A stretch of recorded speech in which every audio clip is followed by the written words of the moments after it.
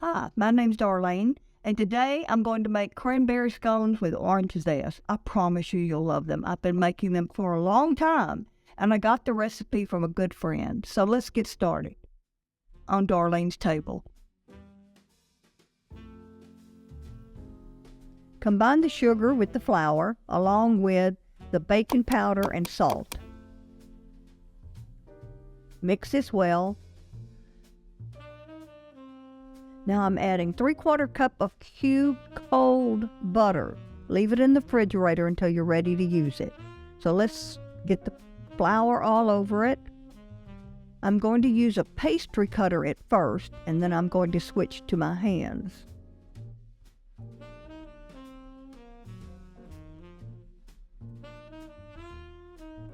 Similar to when I make pie crust, the movement I'm going to use with my hands. You don't want to melt the butter, and it doesn't. You do this gently. It works very well, and we'll get this butter mixed completely through our dry ingredients. Next, we're going to add a cup of buttermilk. This is one of the things that keep the scone from being dry. And you're going to mix just until combined. All right, now I'm putting in a cup of sliced dried cranberries. I buy them that way, and I'm going to use the zest off of one orange. Now we're going to mix this. Once it's combined, I'm going to turn it out onto the pastry sheet with just a little bit of flour.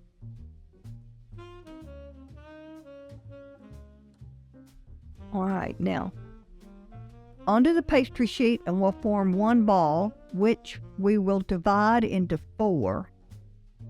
So we will have 4 sections, and from each of those, I will make a ball.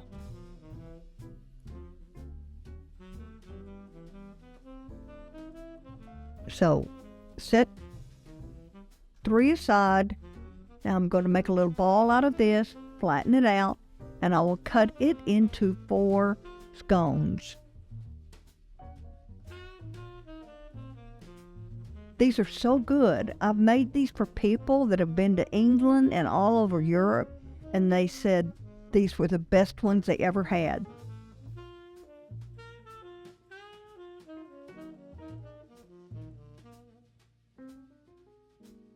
So put them on your pastry-lined baking sheet. Once complete, we're going to brush these with milk.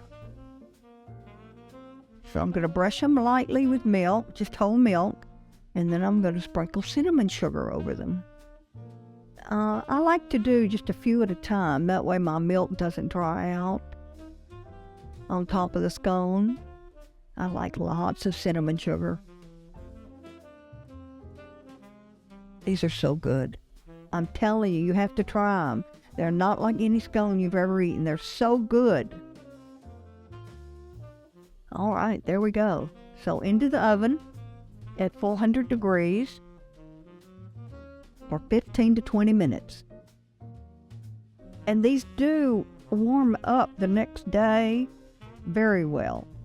I'm going to make a powdered sugar drizzle to put over the top of the scones. I started with a cup of powdered sugar, 1 teaspoon of vanilla bean paste. I'm starting with just 1 tablespoon of half and half. You can use whole milk, but I wound up using 2 whole tablespoons and probably about a teaspoon. I'll show you the consistency that you want it to be to get a fine drizzle. So we'll just keep mixing this until it's nice and smooth. Get all the lumps out of the powdered sugar. This is where I'm adding that extra teaspoon.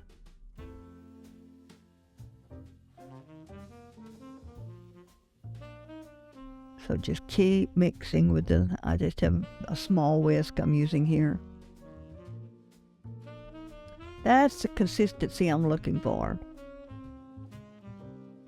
So I put it into this quart bag, and I folded it over just to get the air out. Push it all to one end, one corner. Now cut just a very small very, very small piece off the end. You can always go back and cut more off the tip, but I like a fine drizzle.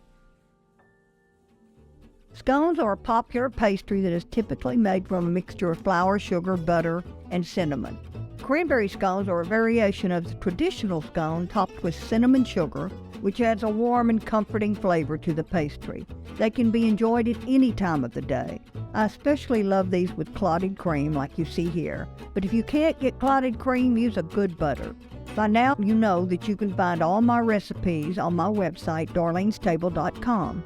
Each recipe, of course, will have all the ingredients with instructions, plus notes that I and others have made.